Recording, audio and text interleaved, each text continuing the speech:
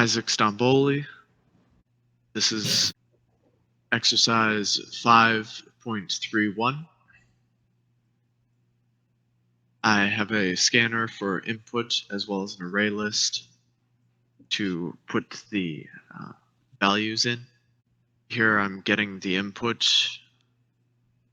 for the dollar amount, the interest rate, and the number of months.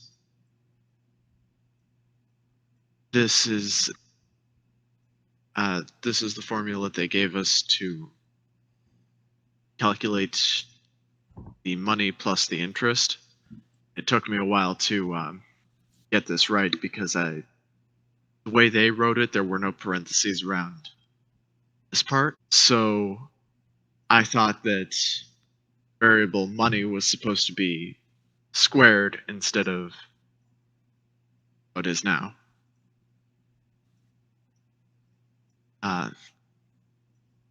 And it just adds the value to the array list up here. After that, it prints out the headers for a chart.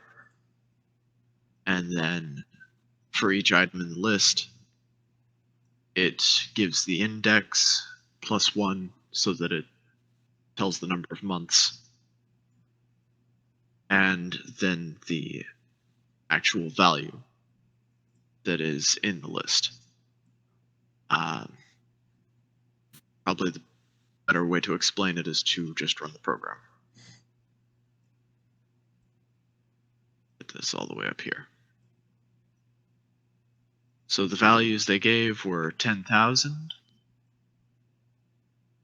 5.75, and 18 months. This is how it prints out. So as part of the submission, put it into the Liang check. Automatic check.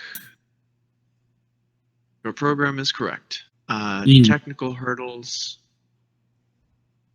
That would have just been the formula. I'm sorry. I'm not thinking of words properly. I learned that parentheses are very much your friend, even when the equation is given to you. Okay, dope. So, hi, I'm Zach Gilmore. I did the positive and negative number average, the exercise of 5.1. I started with importing scanner class because you need user input. I got 4 global variables running total, positive, negative, and add. These just count the positive numbers, the negative numbers, and then the total numbers input, and add just adds them all together in their own little if blocks. This is just a program description and instructions for the user. This is the user input. I have user input as a while loop conditional, so while the user does not enter 0, this loop runs. If the number is greater than 0, the positive counter goes up, and if it does not equal 0, the running total goes up. And then it just adds the positive numbers into this variable. Same thing with negative, just the opposite. If it's less than 0, negative count goes up, running total goes up, and then it adds or subtracts from the total. And then at the end of the while loop, they re-input the number, and it goes through it again until they enter 0.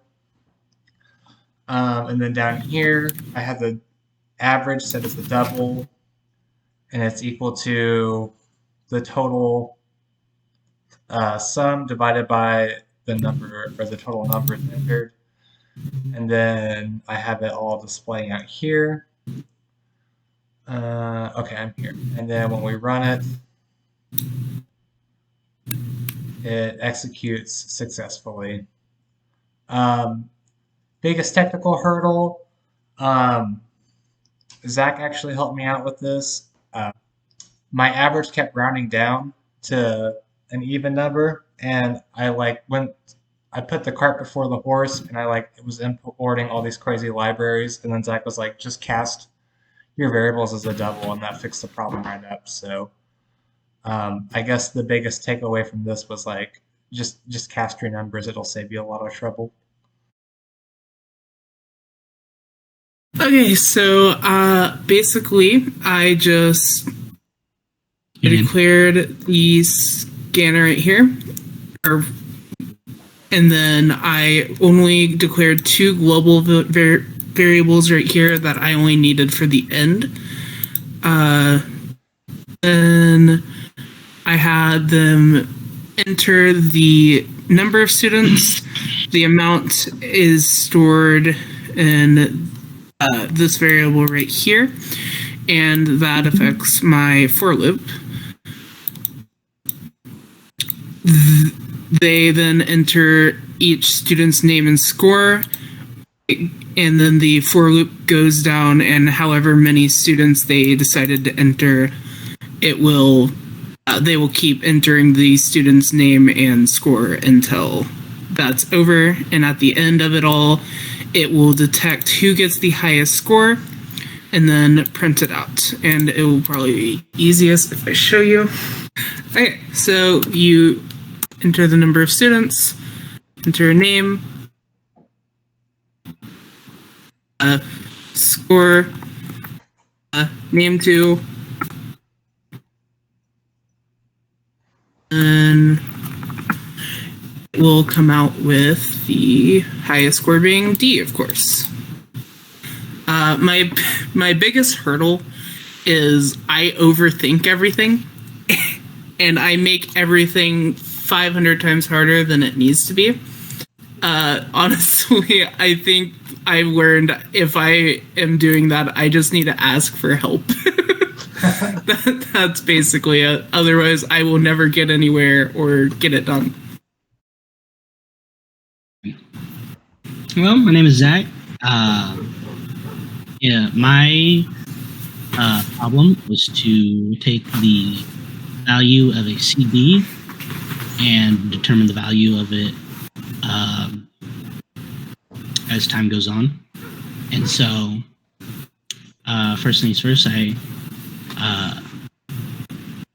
declare the variables that I'll be using: percent yield, maturity period, and CD worth. And so I will ask the user how much the CD is worth. The test case is $10,000. And then how much the percent yield is annually. And the user will return the percentage. And then how many months the user wants to see how much the CD is worth after that amount of time. And so then I print out the month and CD value to differentiate the two. And then it all goes into this for loop where it starts at the first month. The index of I is equivalent to the first month. And then it goes and increments all the way up until it is to the user's maturity period. In the test case, it's 18 months. And then it goes through the formula that is given in the problem. And then it prints out at the same